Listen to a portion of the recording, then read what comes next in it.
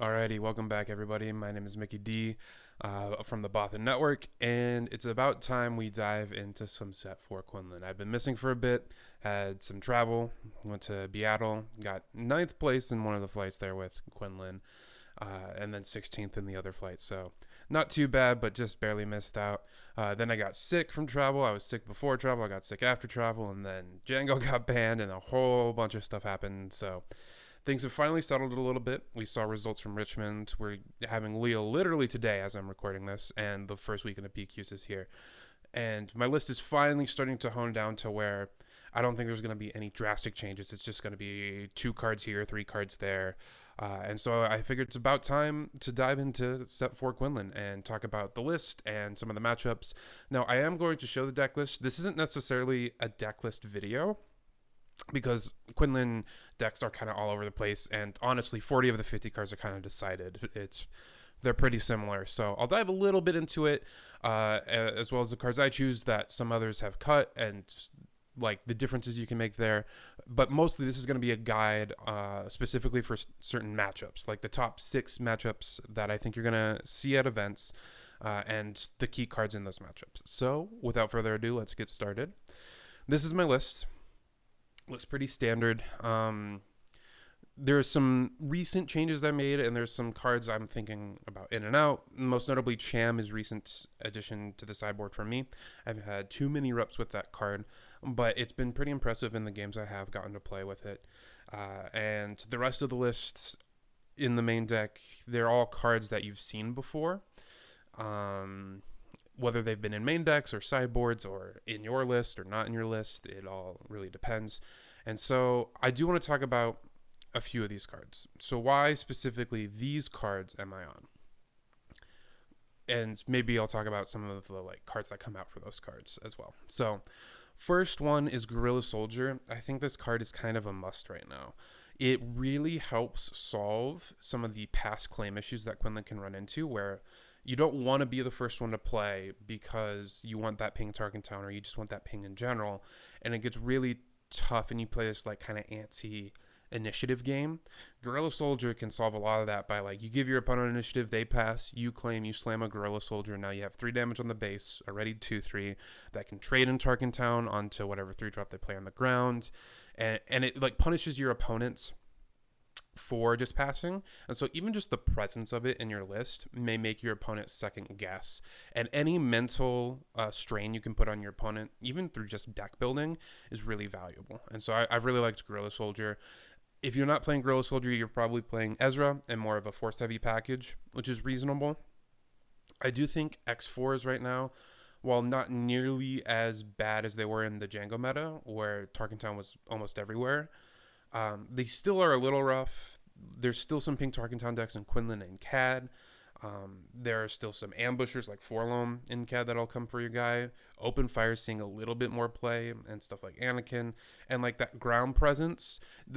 Besides Kira, which has been getting popular, the value that you can accrue from Ezra doesn't mean a whole lot in this format.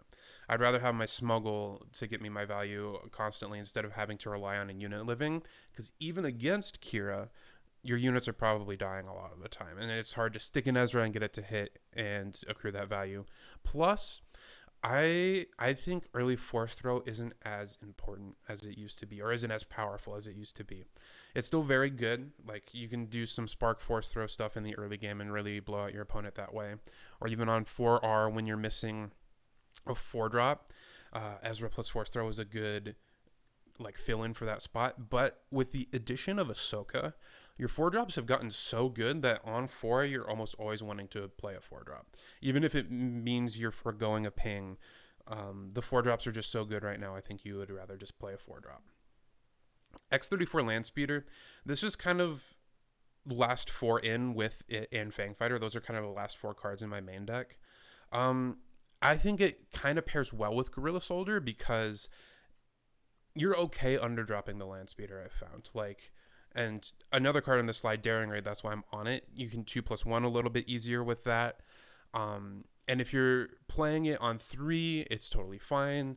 While your opponent's still, if they, for example, if a Sabine opponent goes pass, ping, pass, and then they claim, and then they play like a Sundari Peacekeeper or even a Cassian, this can ambush in to either hit or trade with it and then Tarkintown it. And you still have one resource left up to maybe Daring Raid, maybe just force throw, get a card out of their hand. It's not incredible, but it's versatile enough that I liked it over Crafty or Anakin or any of those other 2-drops you might play in that slot. It also has utility like in the way late game, where sometimes you can pair it with a 5. Like you can Plo Koon plus X34 Landspeeder to just chunk a bunch of damage onto one unit.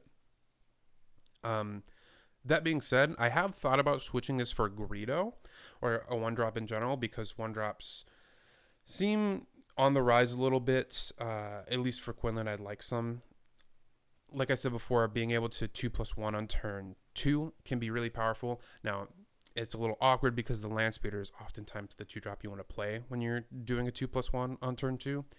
But also just weaving in a 1-drop can help in a lot of matchups where you want to race pretty fast. Like against Sabine, it can trade into a lot of the ground units while also pushing damage pretty quickly. And honestly, in any matchup, just a 3-1 on the ground can shave a turn off sometimes, or at least like an action off of the game. And so you oftentimes get into scenarios where you need that little extra push of damage, and Greedo can kind of fill that role for you.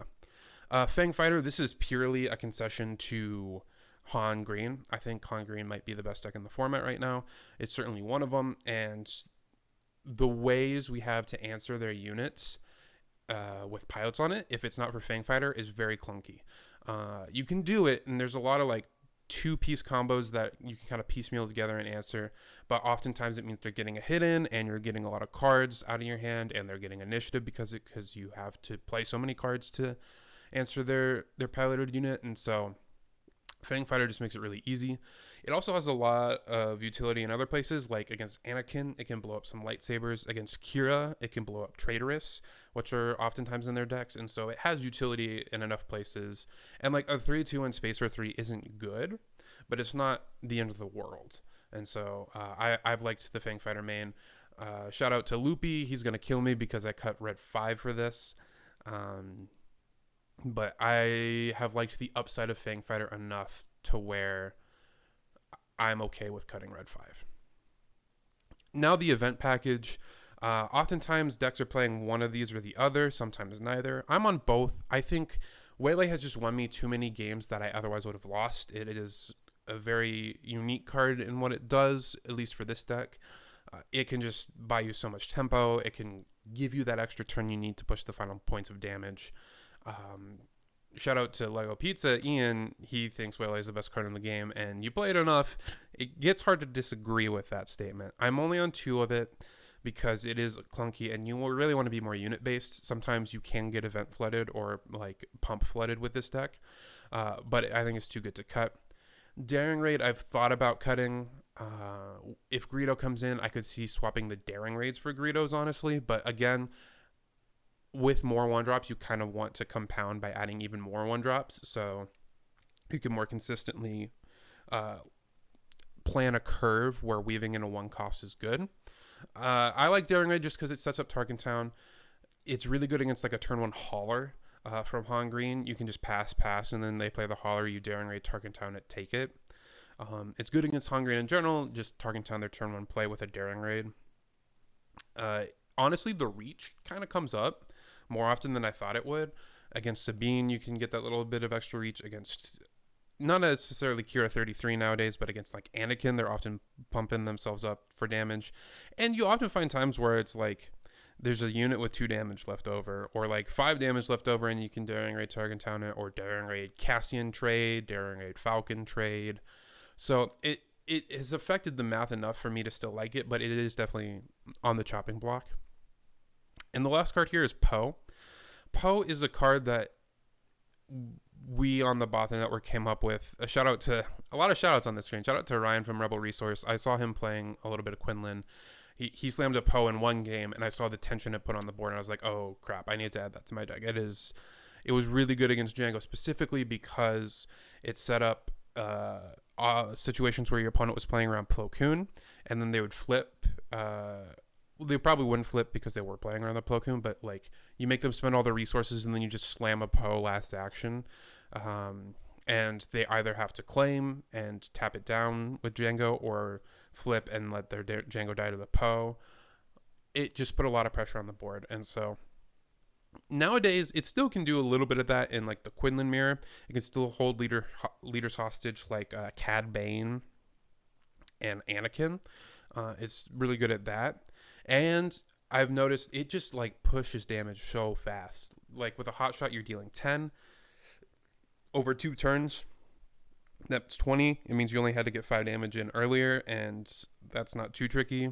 Whether it be like a gorilla soldier can do that by himself, or some falcon hits, or maybe play a Cassian at some point, or just any kind of 2-drop.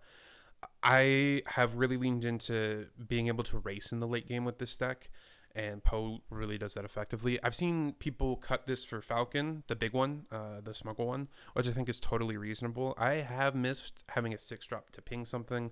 I have missed that big smuggle option, but I think I have preferred Poe more in more situations. It helps you in a tough matchup in Cad. It can really help solidify a good matchup in Anakin, and it can just steal games. It can, in any matchup pretty much, it can just steal a game. So while we're here, before we dive into matchups, I wanted to shout out Secret Michael. He published an incredible video right before getting second at Richmond about his card choices and the choices he made.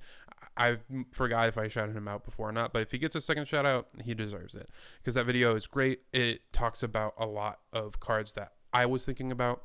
As you can see here, I made some different choices than he did, but he goes into why he made the choices he did, and I agree with that given certain metas and like certain comfortabilities with cards. These are just the cards I'm comfortable with, the cards I expect to do well into the given meta around me as well as into the future.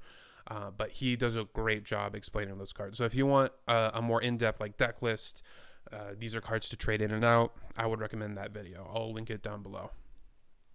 So let's talk about some matchups. We're going to go over the 6 biggest matchups in the meta right now, and I'm going to talk about the key card, what I think are the key cards in those matchups. Caveat, Force Throw isn't in on all of these slides, but Force Throw is the best card in the deck and will always have use. And so like you can, in the matchups where it's on there, it's because it's like particularly good, but it is good in every matchup besides maybe this matchup. So let's talk about Sabine ECL. Notably, Force Throw is missing because your cheapest Force unit is a 4 cost. Sometimes Force Throw is too slow in this matchup. Now, it can still be an incredible blowout. You can Force Throw yourself to kill a Poe or a Darksabered Sabine after it took some damage or something like that. But this is one of the trickiest matchups in the game, I think. It's one of the most fluid. You have to be comfortable with Quinlan as potentially being the aggro deck in this matchup. And it feels a little weird because your leader deploys a little bit later. You have some more expensive cards in your deck, but Sabine ECL also has a lot of beef. They have their Poes, they have their Wreckers. Even just Chewie on the ground can be annoying to deal with if you don't have a Plo Koon.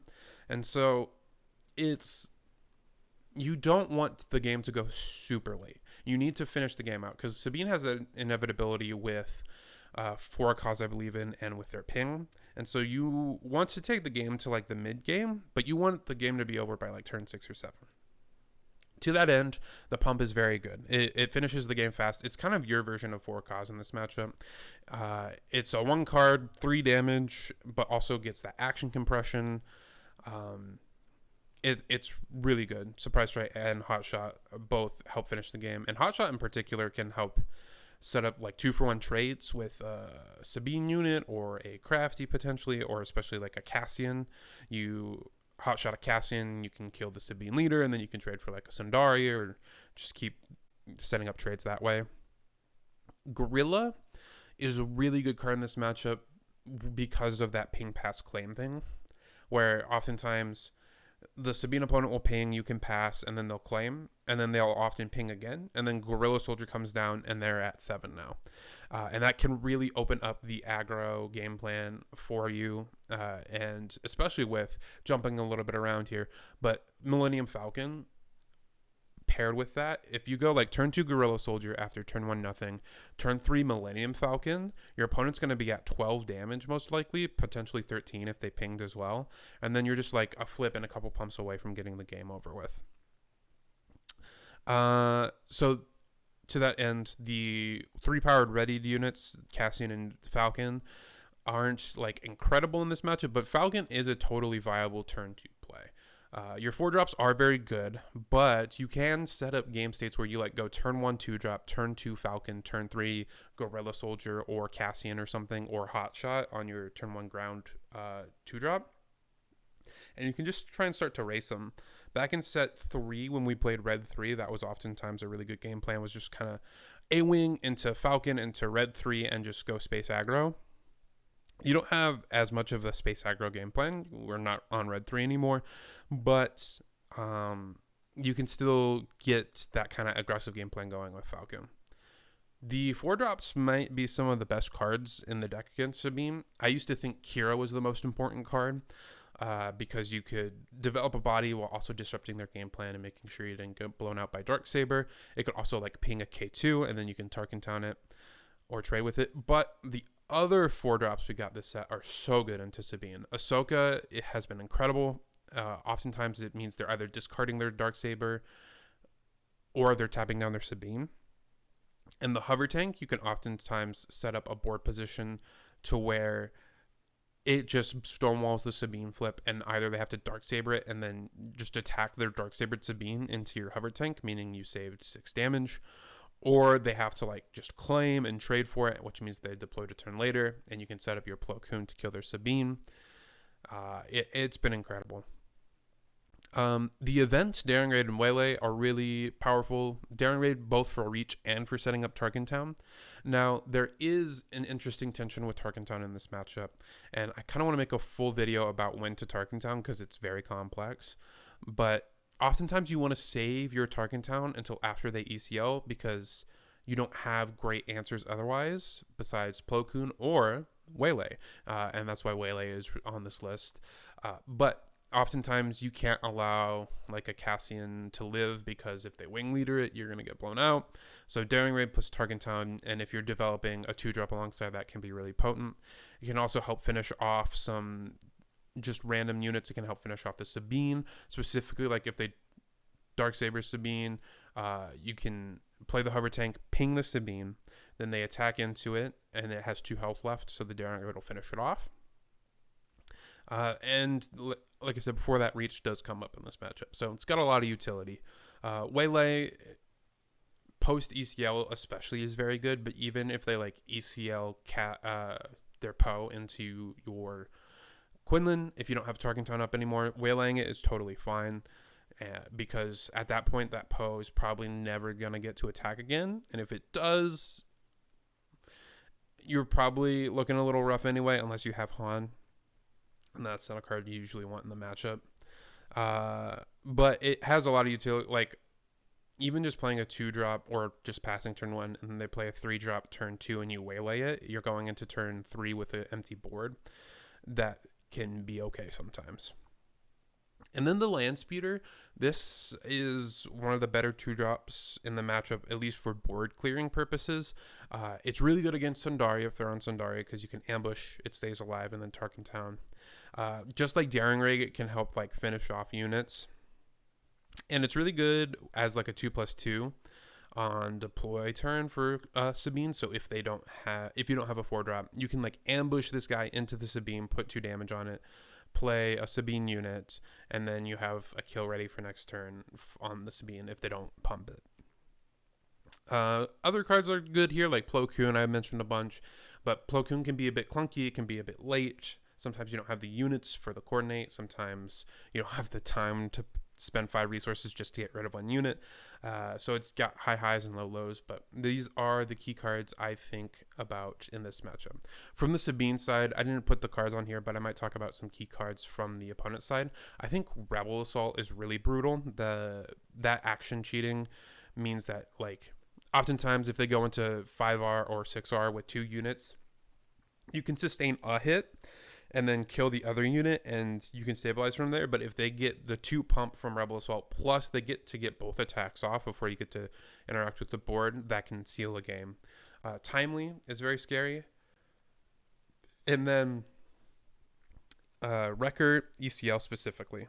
Oftentimes, I will flip my Quinlan into Sabine to bait out an ECL Poe because I can more easily deal with an ECL Poe than an ECL Wrecker. So those are things to watch out for from Sabine. All right, next up is Kira Datavolt. This deck has been on the rise lately. I will not lie, this is a tougher matchup. Blue-green villain has always been on the tougher side, any overwhelming barrage deck, to be honest. But we do have some game into it.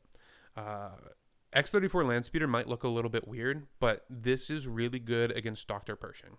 If your opponent has initiative, which I think you might want to give your opponent initiative in this matchup, that's something I'm still testing out. They often don't want to just pass if they have Pershing up, and so they'll play the Pershing, and then the Landspeeder can ambush, and then you Tarkintown it before they ever get any cards. Pershing is one of the most important cards to deal with. It is the only early drop I will Tarkintown from the Kira player. Everything else I'll just leave it be. And having a 1-card answer to that with your base is really powerful. The discard is very good in this matchup, Spark of Rebellion in particular. I have found in matches against Kira, if I can stop them from ramping, I feel honestly pretty favored. It gives you that space, that 1 extra turn to push in extra damage before they get to their Vaders and their Mauls and their flip, that you can get over the edge there.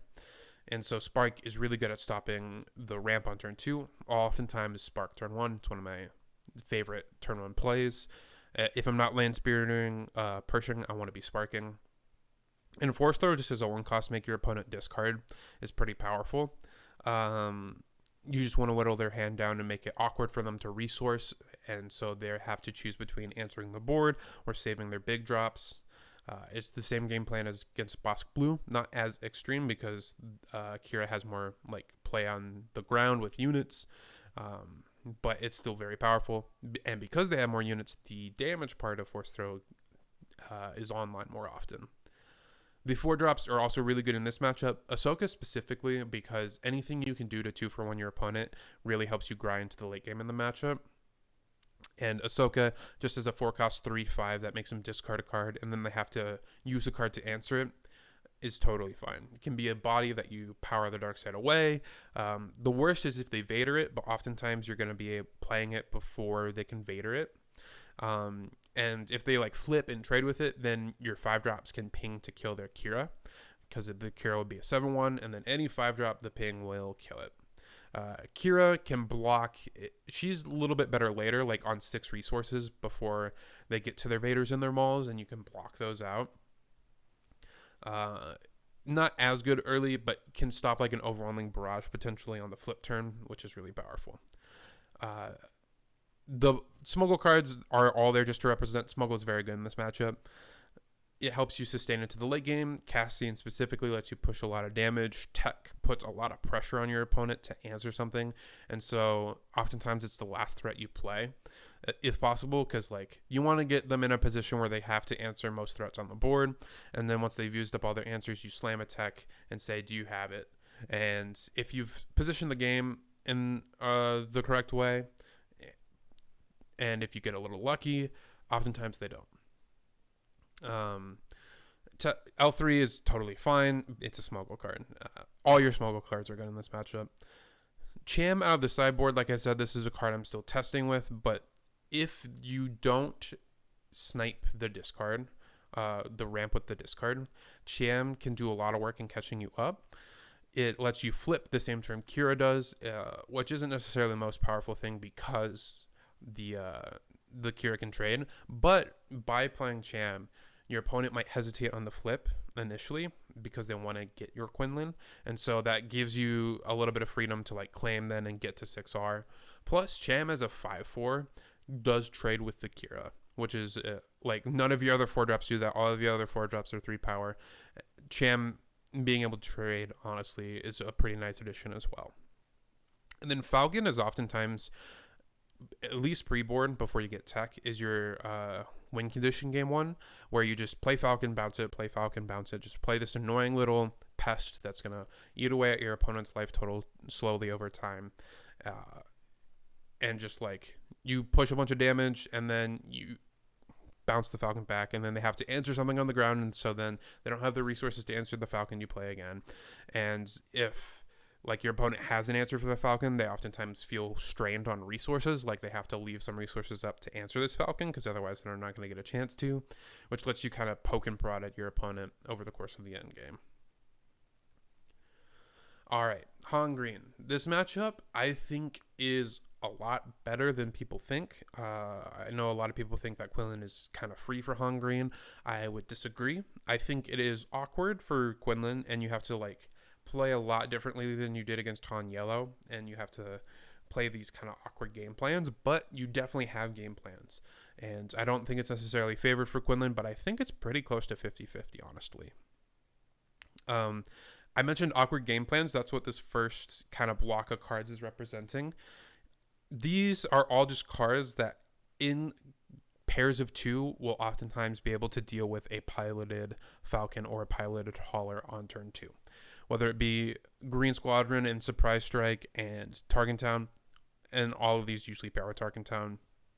Could be Green Squadron plus Daring Raid plus Tarkintown, Green Squadron Falcon Tarkintown, Falcon Surprise Strike Tarkintown, Falcon Daring Raid Tarkintown. You know, 2 of these cards plus Tarkintown is oftentimes going to be able to deal with that first big threat. However, the easiest way to do it is just with a Spark of Rebellion. I will give my opponent initiative in this matchup most of the time. The only way you get punished by that is if they play a 2-drop, and then you can just play a 2-drop and Tarkintown it. Otherwise, they'll either pass, which lets you spark pretty freely, or they'll Han activate, which is the best of both worlds, where you're getting 2 cards for 1, basically.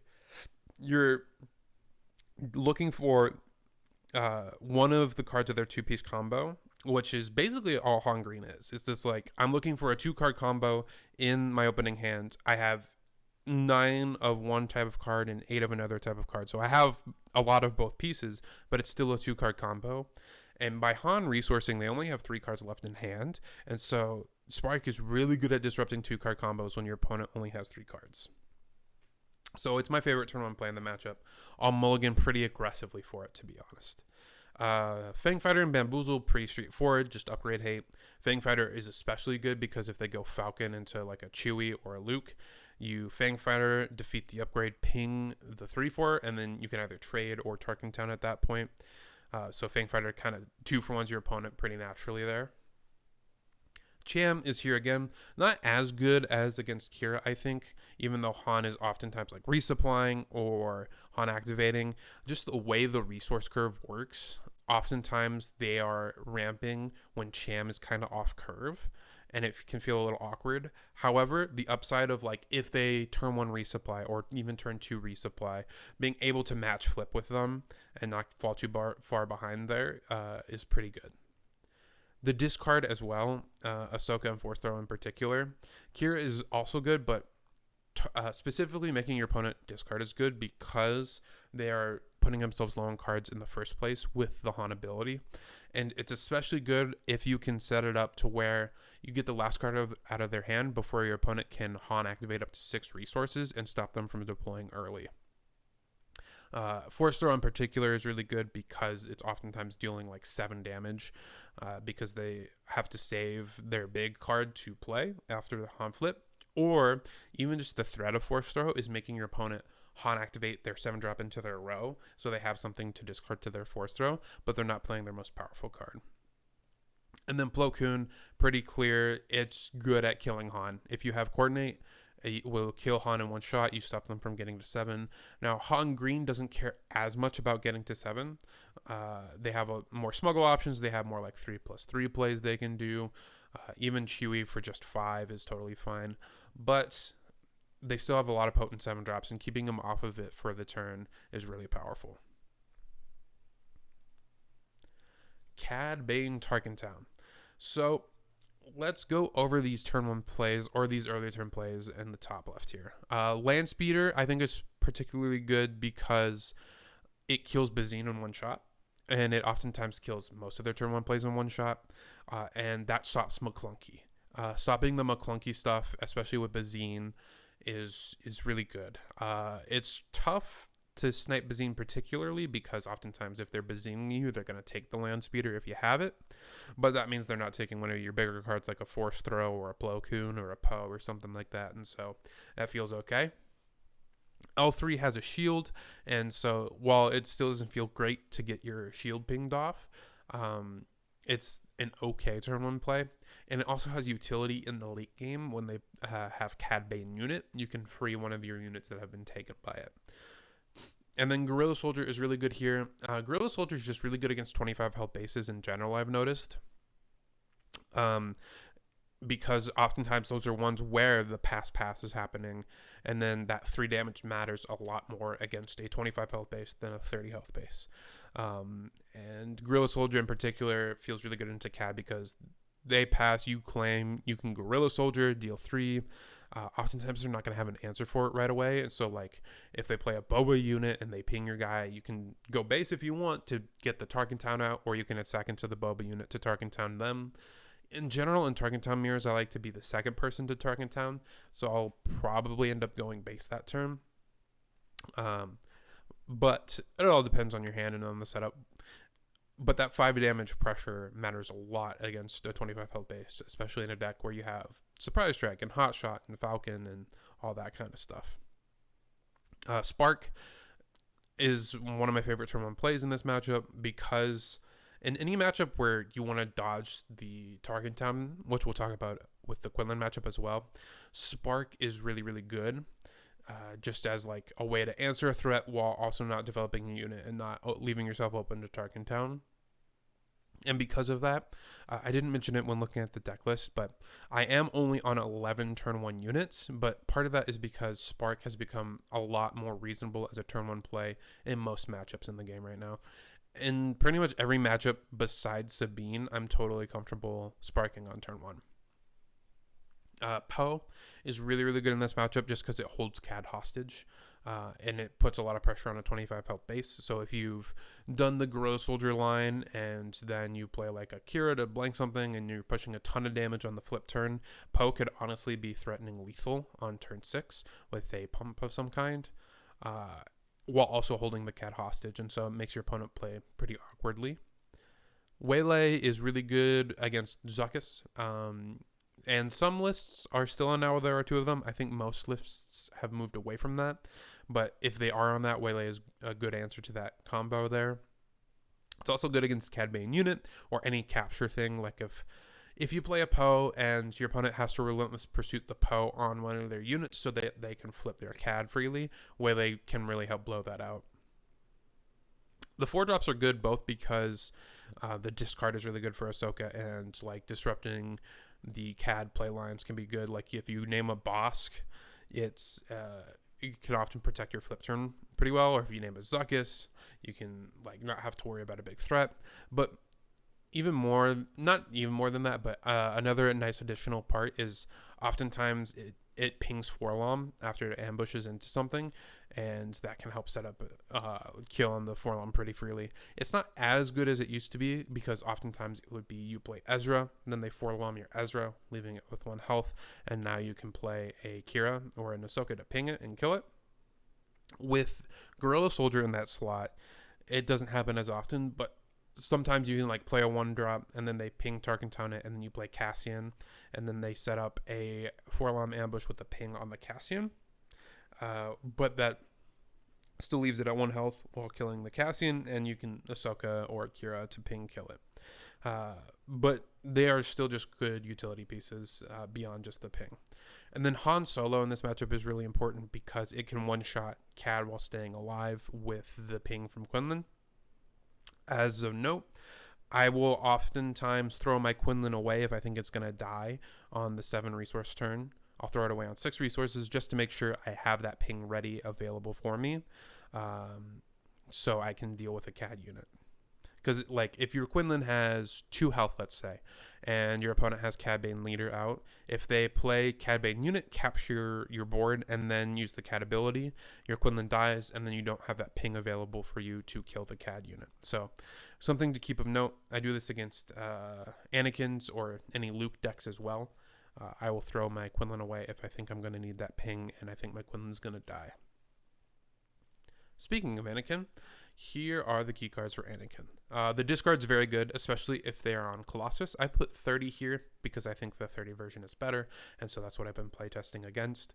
But I think Colossus might see, maybe not anymore, but it will definitely be there, Anakin Colossus, as well as Anakin 30.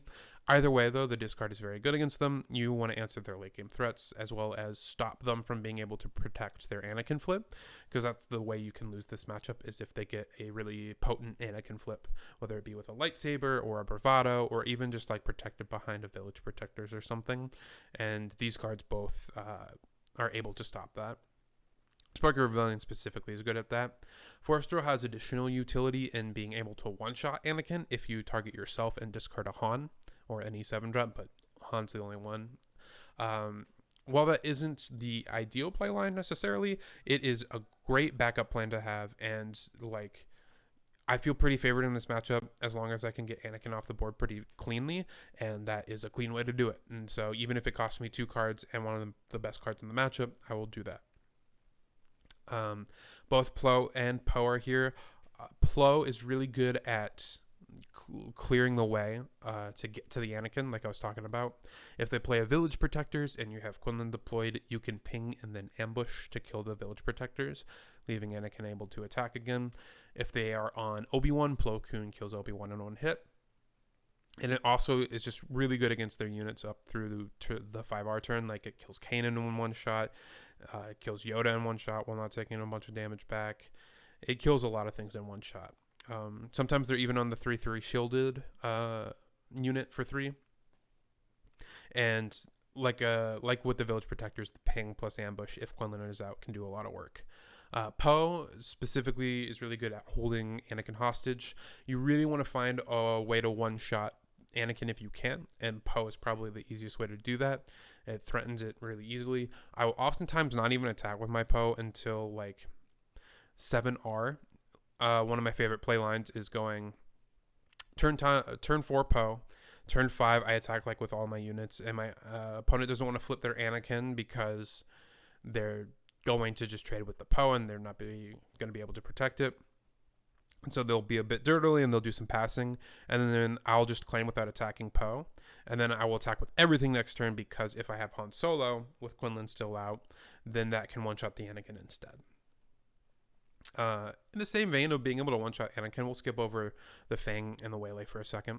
Hot Shot and Surprise Strike can help with that. Oftentimes you have to pair them with each other. Like, you need a Surprise Strike on a unit with a Hot Shot Blaster, because a lot of your units have 3 power. But not necessarily. Specifically with Plo Koon and Coordinate, either of those pumps will one-shot Anakin. It is a bit piecemeal, and it's not going to come up in a ton of games, but being able to combine them with either a Plo Koon or with each other to one-shot the Anakin is really valuable. Plus, oftentimes the Anakin opponent is getting really risky with their life total, because that's what Anakin does. And if you're doing a good job of cleaning the board and keeping the restore units off the board, those pumps can kind of steal a game where your opponent was setting up a big Anakin flip turn by getting themselves to like 23, and then a surprise strike or a hot shot on anything can get the job done when it normally wouldn't. If you they're at 23, you attack, they go to 26, now they think they can flip, and then a pump will kill them from there. Back to Waylay and Fang Fighter. Again, this is about making sure that your opponent can't protect their Anakin on flip. Waylay is really good against the Sentinels, and Fang Fighter is less about them protecting the flip and more about preventing them from having a good flip. If they flip and then lightsaber or even entrench their Anakin, that's a way you can pretty easily lose the game. And so having an answer for the lightsaber in Fang Fighter is good. I don't think it's enough of a reason to bring in like a Bamboozle, because they can just slam the lightsaber again. They're on 6 resources. Even if you tap the Anakin down, that's going to be a hard body to deal with. But Fang Fighter, I think, is a good enough body just as a 3-2, and then being able to answer that lightsaber, and even just like the random shields that are around is pretty good. And then once again, Han is very good in this matchup because it can one-shot Luke instead of Cad. It's also good as a self-force throw target to kill the Anakin leader in one shot. And finally, let's talk about the Mirror. The Mirror isn't necessarily the most fun matchup in the world. It's often very discard heavy, and who top decks better wins. But there's some play, and there's some kind of game plans you can implement. Guerrilla Soldier, like the 25 health bases before, it's very good here. Especially in this matchup where passing is going to happen a lot. You can pass and then claim, and then Guerrilla Soldier your opponent, and it's a target you're okay with getting Tarkintown while also pushing a lot of damage in the early game. The discard is very good. Spark, Force Throw. Spark's probably the best turn 1 play. And then Force Throw is really brutal in this matchup because it often 2-for-1s your opponent or sets up a really juicy Tarkintown. Plo Koon one-shots the leader, and it's oftentimes the biggest thing happening before Han if they're not on Poe unit, and Plo can even answer Poe unit. It trades, which is not like the best thing you want to be doing with it, but if you have no other answer, you have no other answer. I put Smuggle cards here again. Smuggle's really, really good against discard. It's part of the reason why I like Tech in the sideboard. It's really good in this matchup. Cassian, I just put as the other best Smuggle card, I think. It not shot because it's a body that can ping and will also set up trades, and it's just a good card all around. More discard, more hand disruption in Ahsoka and Kira. Just disrupt your opponent as much as possible, shred their hand, make them play from the top of their deck or from their Smuggle row. And then Han is oftentimes the late game bomb in this matchup. Whoever plays the last Han usually wins if you get there. So just discard your opponent if you can as much as possible. Play units on curve while disrupting your opponent. It's okay to skip turn 1. I didn't put the shielded unit on here, L3, because if it gets pinged, you still feel pretty bad about that. It can set up a kill with a pump or a Tarkintown, but that's not how you want to be using it. And like I said with Cad Bane, try and save your Tarkintown as long as possible. Whoever Tarkintown's second, I find, often has the advantage into the late game. It is really good against like a Plo Koon that ambushed. But otherwise, I will try and save it until I absolutely have to use it. So how do I feel about Quinlan right now? There was a stats, and I wish I put it in this slideshow, but there were stats that Quinlan kind of suffered into the top 6 decks in the format. It had like a 45 to 50% win rate, 40 to 45% win rate, depending on the matchup. I still feel pretty good about Quinlan. I think you can deck build in a way and game plan in a way to have at least pretty good matchups, not too terrible matchups into a lot of these decks. The only one I feel like I'm unfavored into is Kira right now. I think Han Green you can set up to be pretty even. I think Cad you can set up to be pretty even. I didn't mention it when talking about Cad. A card to look out for. If my opponent doesn't have Jabba, I feel favored in that matchup, to be honest. If they do have Jabba, things get a lot tougher because it keeps their hand filled with just random tricks for force throws and all your discard stuff, and it's a big body to try and get rid of in one hit. But otherwise, the only matchup I feel like I suffer into is Kira. I will say, Quinlan is a very high skill ceiling deck. Every matchup you play, you have to play a little bit differently, and it's a deck of inches, not feet, where oftentimes you're squeaking out games. Now, if you're squeaking out games over 50% of the time, that still is good, but they don't feel great wins, and then you rarely get blowouts unless it's like with force throws and Plo Koons, but you can get blown out yourself pretty frequently, and so that feels bad, but I still think Quinlan has a good spot in the meta. I don't think it's the best deck. I think Quinlan is a deck that is destined to be eternally like third best, but that's where I like to be personally as a player, and that's where I think Quinlan likes to be as a deck. If you're targeting it, you can target Quinlan and answer him pretty well with like a bunch of 1-drops and some upgrades and like a sticky leader.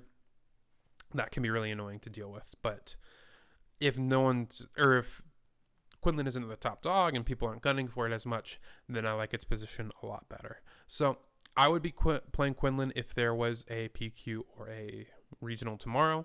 I am trying other decks. Part of that is just because since I already have my invite, I can just try different stuff and try out new decks in a more high pressure environment. But this is the deck I'm almost certainly on for Minneapolis coming at the end of May, which, by the way, I will be at Minneapolis. So if you want to say hi, feel free to stop by anytime. As long as I'm not in a game, come by and say hi. So thanks for watching. I hope this video helped. This is Quinlan for Step 4. I am in love with this deck. I still think it's got a great place in the meta. So please like, comment, subscribe. Leave a comment below if you want me to dive into any more matchups, or if there's like gameplay you want of a specific matchup, I can try and scrap that together. So anyway, thanks for watching.